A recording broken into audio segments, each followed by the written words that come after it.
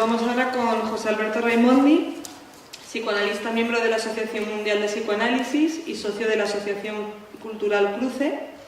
Se doctoró en Filosofía por la Universidad Complutense de Madrid, compilador además del libro Elecciones del sexo, de la norma a la invención, de la editorial Gredos. Es autor de varios artículos y textos publicados en diversas revistas y libros. Recientemente se publicó el libro Jacques Lacan y su aporte a la cultura contemporánea, del Fondo de Cultura Económica. En esa obra contribuyó con un capítulo sobre el inconsciente según Lacan. El título de su ponencia es, vais a ver que hay un cambio con lo que venía en el programa, Lacan, con una B entre paréntesis, versión en Jorge Alemán, políticas para un nuevo deseo.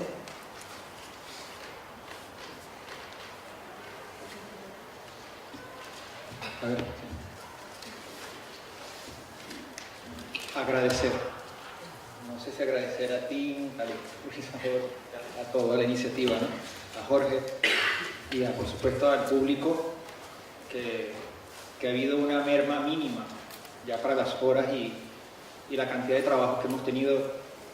Yo mismo percibo en mí un cansancio, supongo que en el público pues también algo de eso puede haber, ¿no? Y a la vez mucha emoción de este coloquio.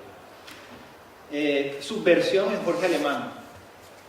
Tal cual como lo dijo Marta, jugué con colocar la B de subversión entre paréntesis. ¿Cuál es la versión de Lacan que nos transmite Jorge Alemán? ¿Qué tan subversivo es su planteamiento? ¿Qué inaugura en su escritura y qué reescribe de la enseñanza psicoanalítica? Ensayo una respuesta. Su versión es subversiva, en tanto reescribe la enseñanza del psicoanálisis y la experiencia que supone en su tensión permanente con la instancia de lo político. Y también es subversiva, sin la B intercalada, en cuanto que tiene la impronta de su propia experiencia de lo inconsciente. Aquí hay alguna resonancia con lo que traía Mercedes, ¿no? ¿Cuántos son los pensadores que han llevado su propio análisis a los confines lógicos de su fin? ¿Y bajo qué condiciones se daría testimonio de ello en una obra teórica impregnada de ese recorrido? La impronta de Jorge Alemán se hace eco de esa singular atopía. Encontramos en su quehacer una huella poética, las marcas de una letra que registra en la precisión de su escritura la misma fuerza de su palabra enunciada. Digamos que su transmisión se hace cuerpo en el decir de su voz y en la escritura de su silencio. Hagamos otra pregunta, esta vez respecto de Lacan y el tema que nos convoca. ¿Qué nos autoriza de su enseñanza a interrogarle por la emancipación? Esta pregunta no encuentra respuesta en el propio Lacan. ¿No se debería editar un libro con el título ¿Qué dijo Lacan de la emancipación? Por ejemplo, aunque sí existe ya uno, sin embargo, titulado ¿Qué dijo Lacan de las mujeres? Ese libro, por fortuna o no, no lo escribió Jorge Alemán. Pero quizá allí, en ese gesto, encontremos una estrategia. Lo que sí nos autoriza realmente es la subversión que hace Alemán de Lacan. Nos legitima e invita a subvertir sus conceptos y aforismos para ponerlos al servicio de un trabajo de construcción, de investigación. Un ejemplo, el estupendo trabajo que hizo Javier Garmendia. Nos causa en la tarea del pensar que requiere de lo nuevo sin resignar de lo ya establecido. ¿Qué lógica nos propone Lacan? Una lógica que rompe con la disposición binaria de dominados y dominantes. Lacan intenta ir más allá de Hegel en cuanto a la dialéctica del amo y el esclavo. Dilucida lo que esa función ejerce y cuestiona desde el interior la trampa de una lucha atrapada en la especularidad de una toma del poder. Vencer al adversario es perder la lucha. ¿Cómo entonces, sin renunciar a la lucha, afirmarse en la emancipación? Esa sería la apuesta de Lacan, una apuesta que se constituye en una exigencia para el campo de lo político. Lacan, desde sus primeros escritos, se pregunta por la lógica que subyace en el movimiento colectivo, Se pregunta por el tipo de vida que toma el sujeto cuando su existencia requiere de la forma instituida del ser. Al modo de Pascal, Lacan hace un esfuerzo de teorización que le lleva a la topología en la búsqueda de una ruptura sin solución de continuidad. Destituir la forma para que sea otra no implica sino saber realizar un corte. La ruptura no implica romper. Se trata de una operación, un arte, el del corte preciso, inesperado. Un acto, para el psicoanálisis interpretativo, que transformaría sin la ficción de lo uno a sustituir. El cambio, en general, se suele proponer desde esa lógica de la destitución del uno, pero su condición de posibilidad no se encuentra en la oposición, sino en asumirse en la alteridad radical de otro deseo. Se trataría más de desprenderse del uno del poder para afirmarse, entonces, en la potencia de un nuevo deseo. ¿Qué deseo otro puede surgir cuando estamos inmersos en la lógica y regulaciones de quienes detentan el poder?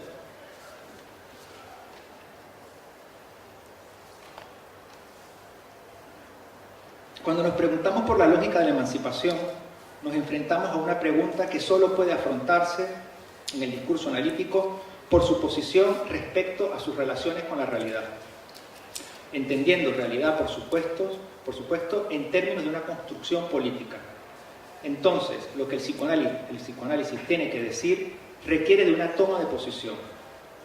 Y desde allí, establecer aquello que permanece bajo su imposibilidad o en el acontecimiento de una contingencia. Tomaré en consecuencia esta pregunta en el rigor de la perspectiva que Lacan asumió en un texto impactante del año 1967, que tuve ocasión de traer a colación también la semana pasada en un espacio de escuela. En ese texto del 67 respondía cuando se le interrogaba acerca de cuál era su posición, y lo hacía en los siguientes términos. Por asombroso que pueda parecer, diré que el psicoanálisis, es decir, lo que un procedimiento abre como campo a la experiencia, es la realidad. La realidad es planteada en él como absolutamente unívoca, lo que es único en nuestra época, comparado con la manera en que la enredan los otros discursos. Porque es sólo a partir de los otros discursos como lo real llega a flotar. El que escribe estas líneas, dice Lacan, se sabe, lo confiesa, simplemente realista. Lacan se ubica en su campo del lado del realismo, tal cual lo deja de manifiesto, no solo en ese texto del 67, sino que insiste en ello en su seminario 19, que además lo titula O peor. Cito: en esto me clasifico entre los realistas, dice, siempre y cuando esto tenga el más mínimo interés, ya que no veo por qué habría yo de clasificarme filosóficamente. Si por mi intermedio emerge un discurso que no es el discurso filosófico, sino el discurso psicoanalítico. Fin de la cita. El psicoanálisis, en tanto discurso, se sostiene e interviene desde un real que toca lo real. Así lo dice en el seminario 18. Y es desde esta materialidad del lenguaje y del significante que se opera. La metafísica de su acción se remite a este realismo de estructura. Me parece que algo de esto al inicio tocaba también Rodrigo, ¿no? Lo que intentaré dilucidar es qué cuerpo nos muestra el psicoanálisis para concebir una posible emancipación, a sabiendas que la constitución de ese cuerpo hablante es en sí mismo un hecho político. Reiteradamente afirma esto Jorge en muchísimos de sus textos. Asumo la política como una práctica de un cuerpo que habla desde los efectos que la langue o la lengua, que es un neologismo que usa Lacan, que ahora diré algunas cosas de esto, produjo en él. Esos efectos que produce la lengua o la langue son afectos. Su cuerpo está afectado. Y ese acontecimiento se abre al campo del otro en respuestas sintomáticas. Ese cuerpo síntoma es un cuerpo político que emerge en esa alienación al deseo del otro. Pero en esa alienación se inscribe a su vez lo que se separa, aquello que no queda absolutamente capturado en ese otro. Eso sería, digámoslo así, lo más íntimo. lo que no está en sujeción. Ahí, en eso, reside el núcleo ausente de lo emancipador. Sus nombres serían, por tanto, imprevisibles de antemano, solo se llegan a escribir a posteriori. Ese ahí, sería aquello disidente, un eso vivo e inmanente, efecto de esa exterioridad inaugural del propio lenguaje. Incluso cuando el significante se torna en sus fragmentos, en sus puros sonidos, en su decir sin sentido, a eso que Lacan justamente llamó la lengua o la langue, todo junto, ¿no? Letras, elemento de un lenguaje, aún sin orden, sin ley, sin gramática o significación. Pero eso solo se sabe, se constata, a partir de un cuerpo-pensamiento que reside en esa sustancia que se goza. Solo hay un cuerpo a condición de ese afecto-efecto, y eso es lo inconsciente. El síntoma, en su estructura real, es disidente, y la lógica que elucida Lacan abre el espacio para desde esa disidencia se puedan generar las condiciones de posibilidad de una emancipación. Me disculpan mi alemán, vale el equívoco. El Quer usen Wesen, el núcleo del ser, tal lo escribía Freud en su lengua. Es núcleo ausente del cuerpo hablante, así no lo traduzco, sino lo interpreto. Lacan lo nombró en distintas declinaciones y matices lógicos a lo largo de toda su enseñanza. Por ejemplo, sujeto, falta en ser, parletre, incluso inconsciente real o síntoma, en una escritura del síntoma con una H intercalada, síntoma TH, digamos, ¿no? Modalidades todas en sus diferencias conceptuales que remiten a leer en el síntoma. Un síntoma materialmente político desde su origen. Quizá por ello sea el psicoanálisis un discurso de urgencia ante el malestar de la civilización actual. Y esto, insisto, porque su real toca lo real de la propia constitución subjetiva. El síntoma para Freud, además de ese índice de sufrimiento inherente a la condición humana, remite a un exceso de desgracia. Fue muy elocuente Carlos Fernández Liria en esto de la desgracia, ¿no? Exceso de esta desgracia que designó como neurótico para darle un revestimiento excepcional. ¿No estamos acaso de forma evidente en el paroxismo de ese síntoma como exceso de desgracia? No solo en el nivel del uno por uno, en el que se torna insoportable, sino a nivel generalizado. La respuesta a esa desgracia, a ese malestar exacerbado, se escribiría en términos del lugar que ocupa el discurso del psicoanálisis, cuando impera el malestar del capitalismo. Si lo que comanda es el síntoma, hay que entender que el síntoma es materialmente goce y no responde ni a mandatos ni a consensos. Hay que efectuar una operación realmente subversiva para distanciarse de la versión más sufriente del modo de gozar, a sabiendas que algo irreductible e incurable permanece. Esta subversión de lograrse es política. Política en tanto que realizaría el secreto del psicoanálisis. Así lo decía Lacan en su seminario El deseo y su interpretación, el seminario 6. Le cito: el secreto del psicoanálisis es que no hay otro del otro. Una política que se hace cargo del síntoma se hace con ese secreto. Sostiene en su praxis el vértigo de la ausencia de garantías, de fundamentos. Se trataría entonces de emanciparnos del otro instituido, en última instancia, cambiar de síntoma. Lacan decía a los estudiantes del Mayo francés, esa famosa referencia, que si querían un nuevo amo, lo iban a tener. Se dirigía en ese entonces a ese síntoma que domina. Pero hacerse con el secreto del psicoanálisis es sostener un deseo cuando no hay un otro al que cambiar o al cual someterse. Implica un síntoma al servicio de un deseo no fijado al dominio. Se trataría no de ser esclavo del síntoma, sino de saber servirse de él. Se invierte la lógica. En esa inversión se hace cuerpo un síntoma emancipado de la repetición a responder a un supuesto otro. Hacer sostenible ese no hay es, quizá, la única emancipación posible. Dejar que algo se separe, caiga. Creo que alguien trae referencia de que su versión justamente para Lacan a diferencia de revolución, tenía que ver con este dejar caer algo, ¿no? Siempre vendrá aquello que supla lo que no hay, es así. El secreto se encuentra en qué lógica lo sostiene y qué permite ese cambio.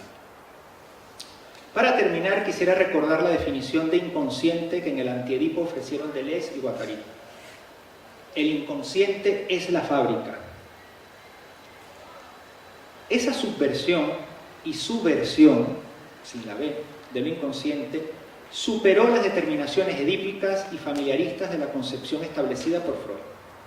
Aquella propuesta abría el espectro y el margen de maniobra sin abandonar lo radical del descubrimiento freudiano.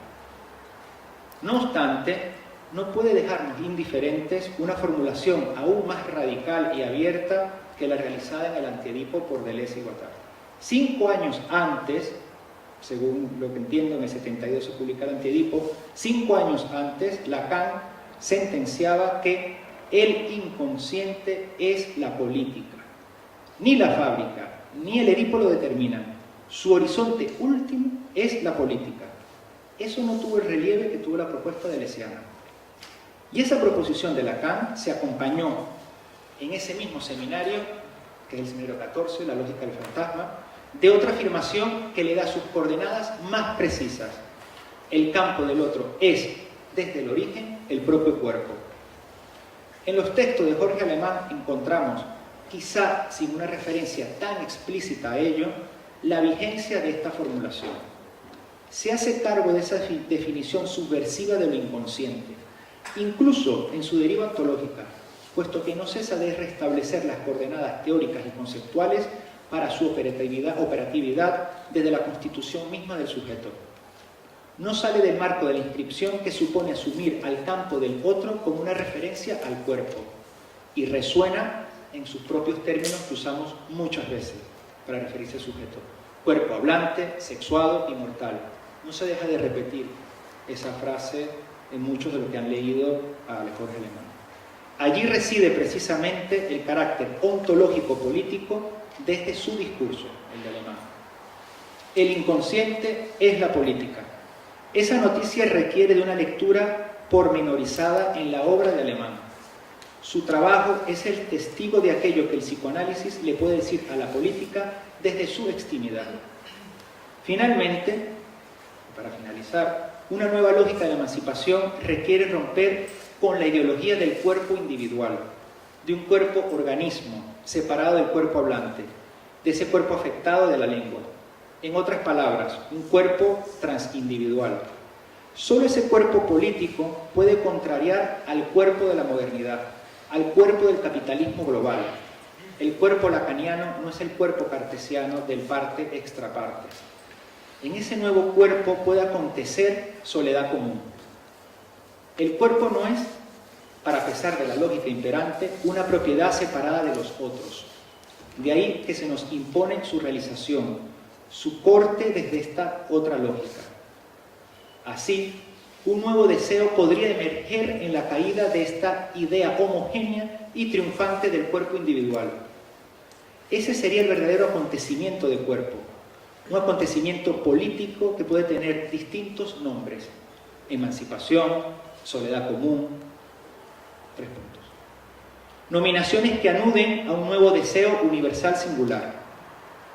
Y si en algún gesto está el secreto de la insurrección, el secreto del psicoanálisis, este se encuentra en propiciar la emergencia de lo indisponible, el levantamiento de un cuerpo que pueda afirmarse con los otros.